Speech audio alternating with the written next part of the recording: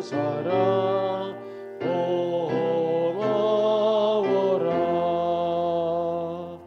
내 머리 주 앞에 조아려 하는 말 나무어 주님께 바치리까. 주님의 십자가 나도 지고 신실한 믿음과 마음으로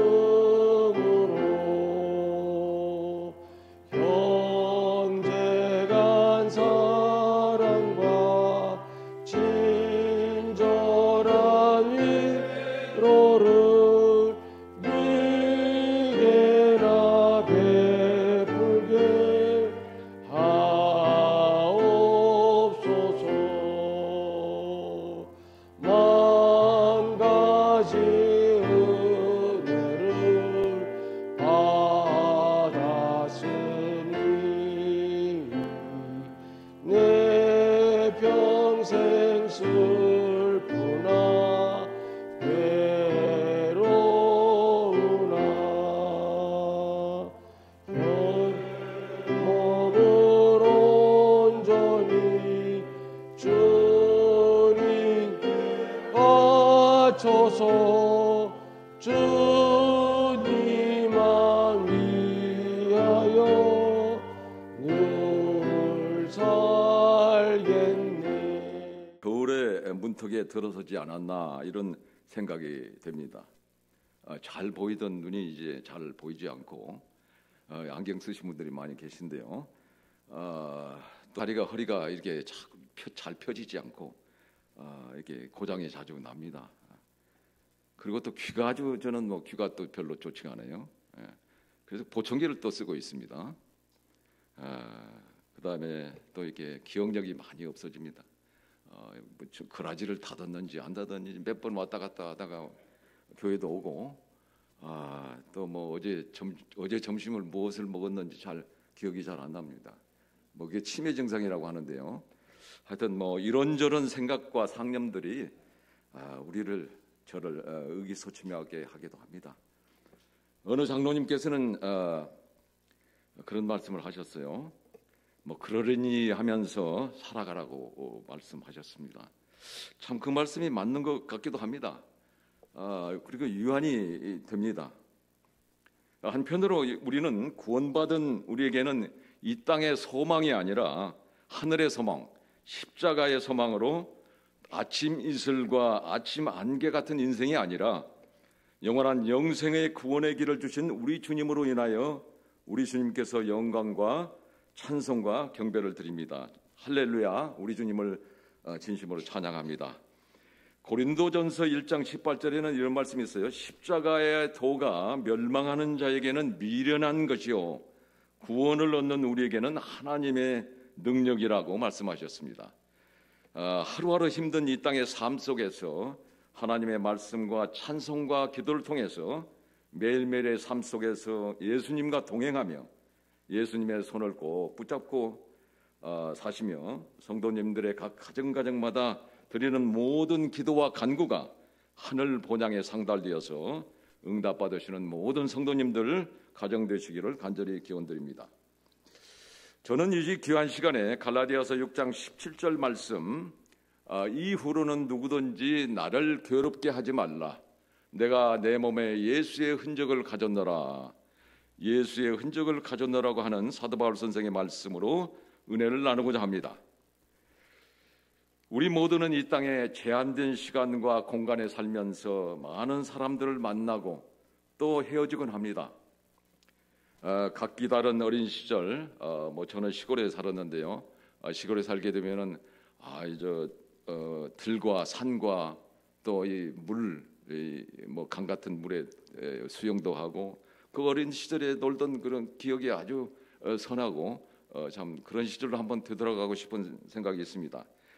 또 학창 시절, 또 직장에서 사회생활에서 또 믿음의 공동체 안에서 더 나아가 사랑하는 가족들을 만나게 하시고 이 땅에서 희로애락의 예환 속에서 만남과 헤어짐을 반복하며 언젠가는 본인 자신도 이 모든 것을 뒤로하고 이 땅을 떠나갈 것입니다. 너는 흙이니 흙으로 돌아가리라는 하나님의 말씀처럼 언젠가는 나를 알고 있는 모든 사람으로부터 잊혀진 자가 될 것입니다. 하나님께서는 특별히 모든 사람들을 사랑하셔서 우리를 구원하시기 위하여 영원한 영생을 주시기 위하여 성경의 선악간의 대장투의 현장에서 많은 믿음의 사람들과 또 그렇지 않은 사람들을 보여주시고 또 보내주셨습니다. 그래서 그분들로 하여금 우리가 그들을 만나게 하시고 성령 하나님의 힘입어 우리를 감동감화하게 하심으로 믿음의 사람들을 닮아가게 하시고 꼴지어 주십니다. 이 땅의 많은 믿음의 사람들은 영원한 영생의 소망과 우리 주님의 십자가의 사랑으로 고난과 역경을 견디었으며 때가 되어 우리 주님의 재림의 소망 가운데 이 땅의 모든 기억들을 뒤로하고 잠들었습니다. 많은 그리스도인들은 사도 바울의 영감적인 말씀과 선교 사명을 통하여 예수님의 진정한 제자들이 되게 하셨고 우리에게 믿음의 힘과 용기를 얻게 하시고 믿음의 주여 또 우리를 온전케 하시는 예수님 앞으로 담대히 나갈 수 있는 은혜의 길로 인도해 주시고 있습니다.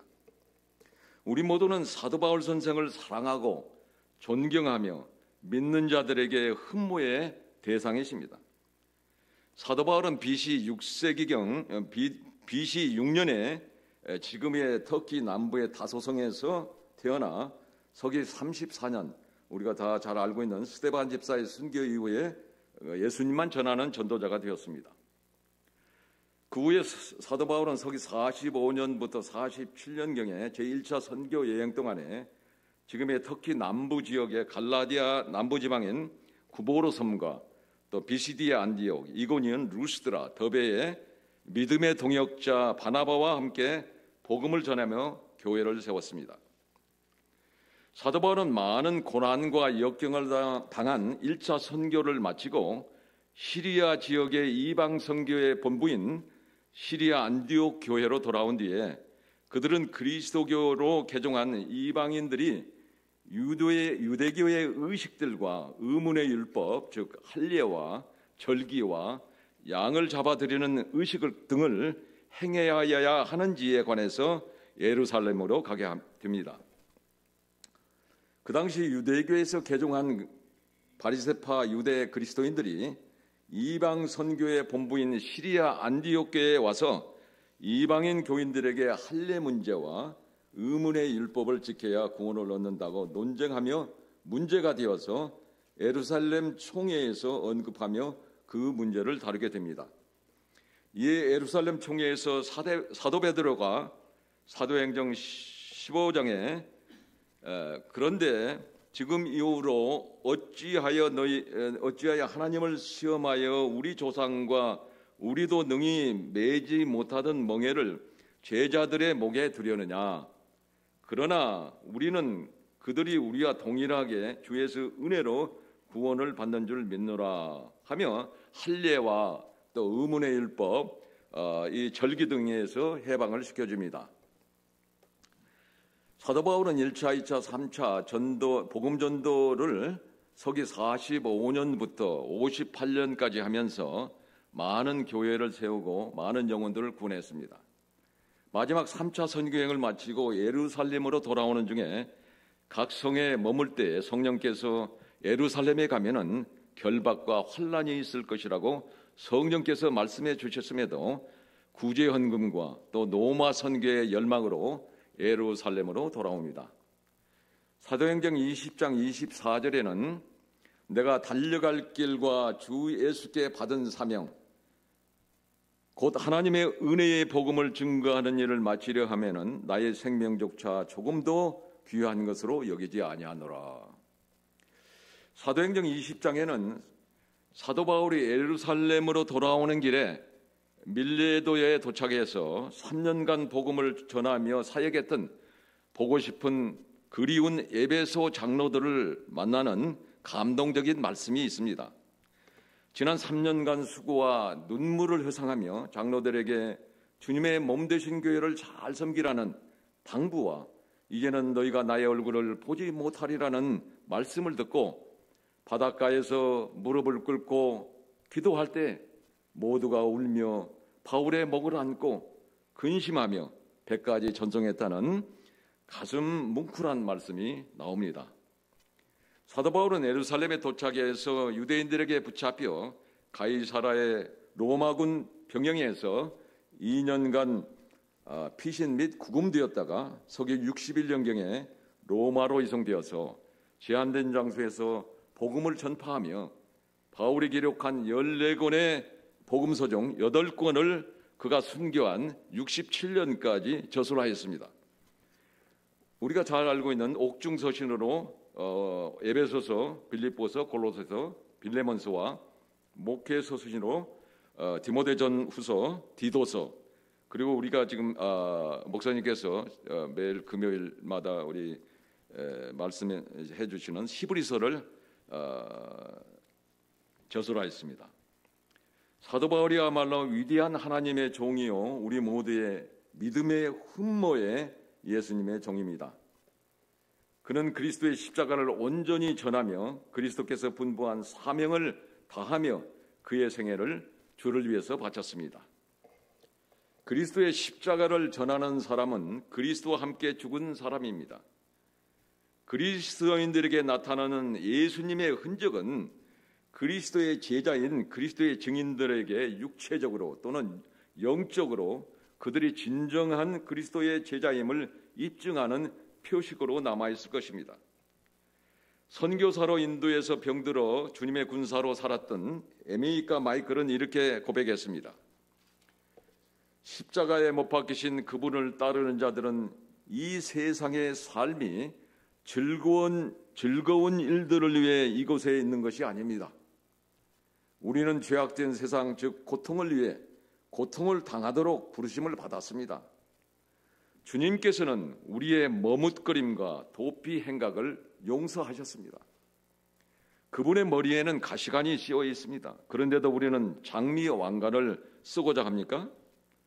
그분의 손에는 못이 박혀 있습니다. 그런데 우리의 손에는 보석이 끼워 있어야 합니까? 주님께서는 맨발로 샌들을 신고 다니셨는데 우리는 고급 양말과 고급 신발을 신고 고급을 추구하며 살고 있습니다.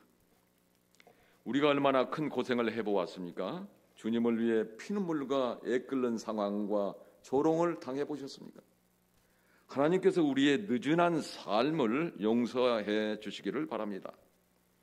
우리는 얼마나 편한 것만을 좋아하는지요. 주님의 삶과 비교해 볼 때 근처에도 못 가는 그런 삶으로부터 도망치려는 우리의 얄팍한 마음을 주님께서 용서해 주시기를 바랍니다. 우리는 안락과 사랑하는 자들, 재산과 소유를 갖고 싶은 마음에 노예가 되어 있음을 주님께서 용서하여 주시기를 바랍니다. 우리는 우리가 사랑하는 사람을 갈바리로 그리고 겟세마네 동산으로 인도하여 주님을 따르도록 하는 그러한 기도를 드려볼 생각은 전혀 하지 않습니다. 이는 우리 자신이 그곳에 결코 가본 적이 없기 때문입니다 라고 말씀했습니다. 사도 바울은 갈라디아서 1장 1절에서 사도직에 관해서 말씀합니다.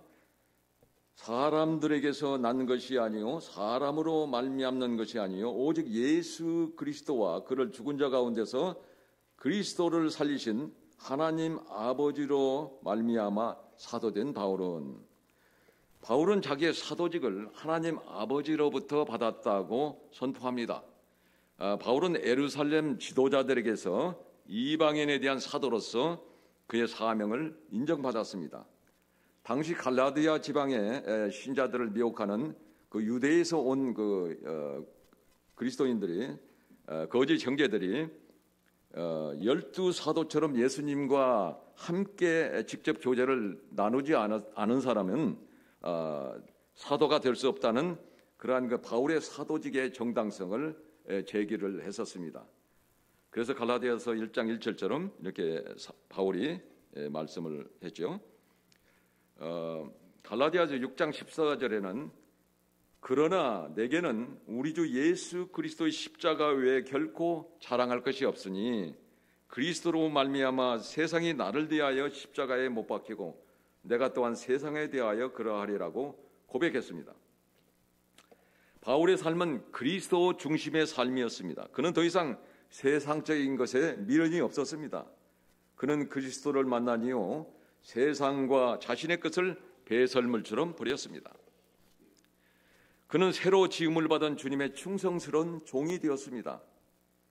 그러한 삶의 길을 갔던 그의 몸에는 그리스도를 위한 고난의 흔적들이 많이 남아 있었던 것입니다. 그것은 그 어떤 흔적보다도 강한 그리스도의 사도된 흔적입니다. 또한 이것은 바울 자신의 사도직을 부인하려는 이들에 대한 실증적인 증거이기도 하였습니다. 우리도 이 땅에 살면서 삶의 직업병을 많이 가지고 있습니다. 팔다리 어깨가 아프고 허리가 아프고 또 몸에 여러 군데가 온전하지 않습니다. 사도 바울 또한 천막 짓는 일을 하며 자비량 선교를 했기 때문에 몸이 많이 성치 않았을 것입니다. 사도 바울은 어렸을 때 누이가 있는 예루살렘으로 유학을 하였고 부모가 천막 사업을 했기 때문에 그가 자비량 선교할 때 천막 짓는 일을 하였을 것입니다.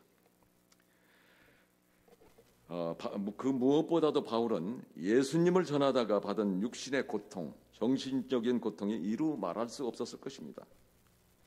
실로 바울은 그리스도의 복음을 위해 많은 고난을 당했는데요.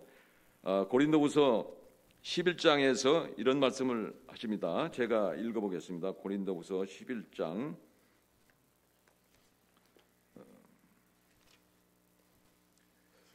그들이 그리스도의 일꾼이냐 정신없는 말을 하거니와 나는 더욱 그러하도다.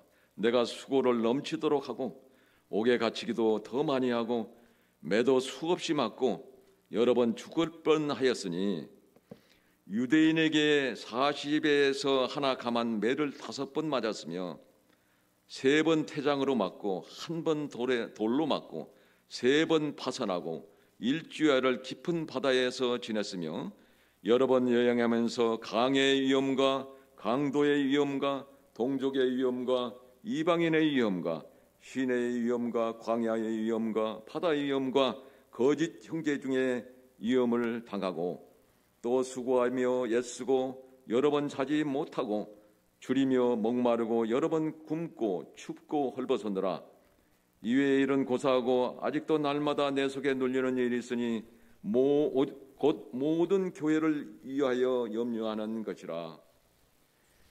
사도 바울은 이와 같은 고난을 당하면서도 가장 먼저 그는 교회를 염려했습니다. 이런 고난으로 인해 바울의 몸에는 많은 상처가 있었을 것입니다. 오늘 교회에 오신 모든 성도님들, 이 사도 바울 같은 이런 그 마음으로 교회에 오셨을 줄 믿습니다. 저는 그렇게 생각하고 있습니다. 참 이렇게 집에 있어서 집에서 그냥 유튜브로 보시면 편안하게 이렇게 보실 수도 있을 거예요. 그러나 교회를 사랑하시고 정말 교회를 위해서 내가 무엇을 할 것인가를 마음에 가지고 있으시기 때문에 이렇게 발걸음을 교회로 향한 거라고 저는 생각합니다. 그러한 사도 바울과 같은 그러한 마음을 가지고 계신 우리 성도님들 정말 사랑합니다. 바울의 몸에는 많은 상처가 있었죠. 빌립보에서 가난들에게 매질로 온몸을 다친 일도 있습니다. 1차 선교 여행 시에 그 루스드라에서는 유대인들에게 돌에 맞아 사경을 헤매기도 했습니다. 거반 죽은 상태였습니다. 이때 유대인들이 바울이 죽은 줄 알고 성 밖으로 끌어내어 버려버렸습니다. 이때 상황이 얼마나 심각했든지 바울은 이 일을 잊지 않았죠. 그때 그곳에서 디모데 할머니 로이스와 어머니 유니게 그리고 디모데가 복음을 받고 참 그리스도인이 되었습니다. 바울은 믿음의 아들 디모데에게 보내는 서신에서 박해를 받음과 고난과 또한 안디옥과 이고니온과 루스드라에서 당한 일과 어떠한 핍박을 받은 것을 네가 과연 보고 알았거니와 주께서 이 모든 것 가운데서 나를 건지셨느니라고 했습니다. 그는 사경을 헤매는 심한 구타를 당한 것입니다. 그에게는 깊은 상처가 있었고 그것은 그리스도에 대한 사랑의 흔적이었습니다. 그 흔적은 육체적인 흔적뿐만 아니라 또 정신적으로 수많은 고통의 고난에 동참하였음을 말합니다. 고난과 박해 속에서도 끝까지 예수님을 부인하지 않고 예수님의 말씀을 따라갔다는 사실을 나타내는 것이며 이런 흔적을 가졌다는 사실을 바울은 말하고 있는 것입니다. 그의 상처는 그리스도를 향한 사랑과 섬김의 표였습니다. 성도 여러분, 나에게는 예수님의 사랑에 대해 어떤 흔적을 갖고 계십니까? 저와 여러 성도님들께서는 한 생애를 살아가면서 예수님의 어떤 흔적을 남기기를 원하십니까? 바울은 오직 그리스도의 십자가 외에는 자랑할 것이 없다고 말합니다. 당시 세상에 보기에는 십자가는 연약함과 불행의 상징이었지만 바울에게 있어서는 큰 상징이었습니다. 자랑이었습니다. 그의 생애의 소원은 오직 그리스도였습니다. 이제는 내가 사는 것이요 아니요 내 안에 그리스도가 사는 것이라고 고백했습니다. 박해를 피하기 위해 십자가는 부끄러워하면서도 할례를 자랑하는 율법주의자들의 삶과는 대조적인 것이었습니다. 나의 살아온 길을 한번 돌아봅니다. 나의 생애 속에서 어떤 흔적을 남기며 살아왔는지, 내가 살다간 그 자리에 어떤 흔적이 남을까요? 허드슨 테일러라는 사람은 죽을 때 자기 무덤에 오직 세 단어를 써달라고 했습니다. 그것은 Man in Christ, 곧 그리스도 안에서 살았던 사람, 그가 남긴 흔적은 그리스도 안에서 살았던 삶의 여정이었습니다. 우리의 묘비명에도 이렇게 쓸 수 있다면 얼마나 좋을까요? 나의 삶은 어떠해야 할까요? 나의 삶은 기쁨의 흔적을 남기십니까? 아니면 슬픔의 흔적을 남기십니까? 나의 삶은 사랑의 흔적을 남기십니까? 아니면 미움의 흔적을 남기십니까? 나의 삶은 용서와 화평의 흔적을 남기십니까? 아니면 싸움의 흔적을 남기십니까? 나를 만나는 사람들이 나를 한 번 더 만나보고 싶어지는 사람일까요? 아니면 차라리 무관심으로 잊어버리고 싶은 사람으로 여겨질까요? 내가 누구를 만나면 도움이 되기에 내가 기다려지는 사람이 될까요? 아니면 나를 만나면 귀찮고 만나고 싶지 않은 사람일까요? 호랑이가 지나가면 호랑이 발자국을 남기고 멧돼지가 지나가면 멧돼지 발자국을 남기게 됩니다. 이러한 흔적은 낙인으로도 번역되는데 이 낙인은 불에 달군 새 도장을 자기 노예나 짐승에게 낙인을 찍어 소유를 표시합니다. 헬라어로는 스티그마타라고 불려지며 그 당시에 가장 불명예스러운 단어였습니다. 그런데도 사도 바울은 예수 그리스도 안에서 스티그마타를 영광스럽게 자랑하고 있습니다. 사도 바울은 내 몸에 예수 그리스도의 흔적을 가졌느라고 고백합니다. 곧 나는 예수 그리스도의 종이요 소유라는 말을 자랑스럽게 하고 있습니다. 바울이 말하는 예수 그리스도의 흔적은 그의 변함없는 신앙의 충성심의 고백입니다. 그리스도인인 우리 모두는 이 땅에 살고 있으나 하늘의 시민권을 가진 자들입니다. 로마서 14장 8절에는 우리가 살아도 주를 위하여 살고 죽어도 주를 위하여 죽나니 그러므로 사나 죽으나 우리가 주의 것이로다. 이런 신앙이 바울의 고백이었으며 나의 고백이 되어야 하겠고 이것이 그리스도를 향한 흔적이라고 말할 수 있습니다. 나에게 주님을 위한 고난의 흔적이 있습니까? 나의 무릎에 기도의 흔적이 있습니까? 나의 발에는 영혼을 사랑하는 전도의 흔적이 있습니까? 복음을 위해 받은 상처는 예수 그리스도의 흔적입니다. 주를 위해 일하다가 받은 상처는 예수 그리스도의 흔적입니다.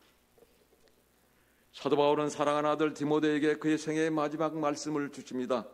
디모데후서 4장 1절부터 8절까지 제가 읽어보겠습니다. 하나님 앞과 살아있는 자와 죽은 자를 심판하실 그리스도 예수 앞에서 그가 나타나실 것과 그의 나라를 두고 엄히 명하노니 너는 열심히 말씀을 전파하라. 때를 얻든지 못 얻든지 항상 힘쓰라. 범사에 오래 참음과 가르침으로 경책하며 경계하며 권하라. 때가 이르리니 사람이 바른 교훈을 받지 아니하며 귀가 가려워서 자기의 사욕을 따라 스승을 많이 두고 또 그 귀를 진리에서 돌이켜 허탄한 이야기를 따르리라. 그러나 너는 모든 일에 신중하여 고난을 받으며 전도자의 일을 하며 내 직무를 다하라. 전제와 같이 내가 벌써 부어지고 나의 떠날 시각이 가까웠도다. 나는 선한 싸움을 싸우고 나의 달려갈 길을 마치고 믿음을 지켰으니 이제 우로는 나를 위하여 의의 면류관이 예비되었으므로 주 곧 의로우신 재판장이 그날에 내게 주실 것이며 내게만 아니라 주의 나타나심을 사모하는 모든 자에게 도니라. 아멘. 사도 바울은 에베소의 교회에서 목회하고 있는 아들 디모데에게 이제 나의 죽음이 가까웠다고 말합니다.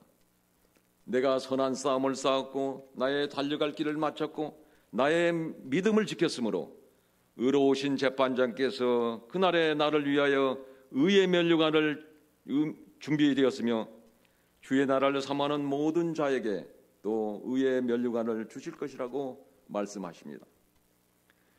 영감의 말씀은 사도 바울의 마지막을 이렇게 묘사하고 있습니다.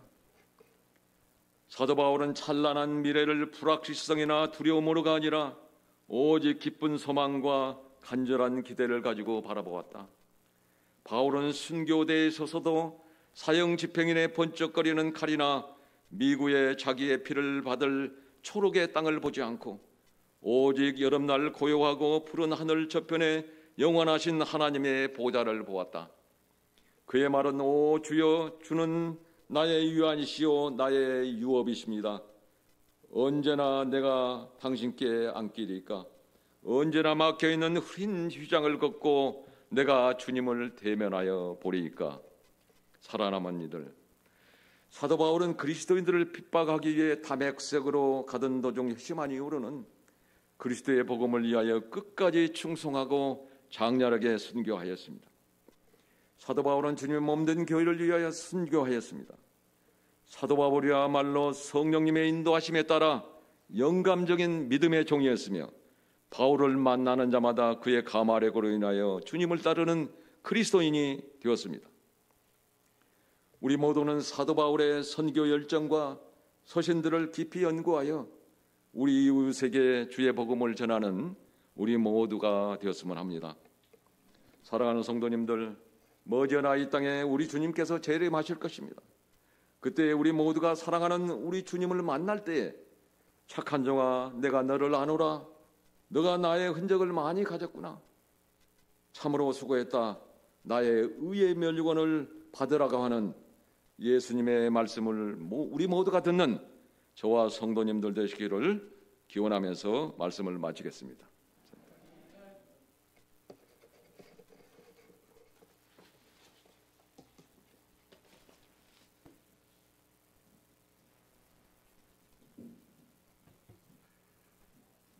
네, 우리 김기호 장로님께서 정말 마지막 설교 말씀처럼 그렇게 굉장히 저희들에게 감동을 주는 귀한 말씀을 주셨습니다. 이제 다 일어나셔서 마치는 찬미 179장 부르시겠습니다.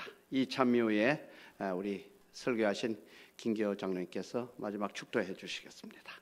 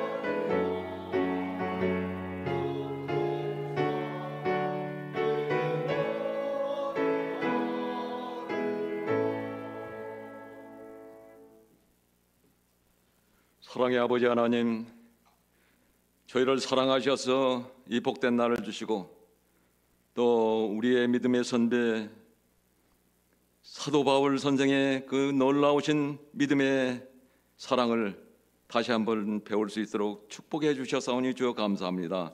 아버지 하나님, 우리 모두에게도 사도 바울의 믿음을 담게 하시고 그의 고난에 동참할 수 있도록 주여 축복하여 주셔서 주의 몸된 교회가 더욱더 발전하여 세천사의 계별을 이 땅에 전하는데 부족함이 없도록 축복하여 주시옵기를 우리 주님 예수 그리스도 이름 받들어 기도하옵나이다. 아멘.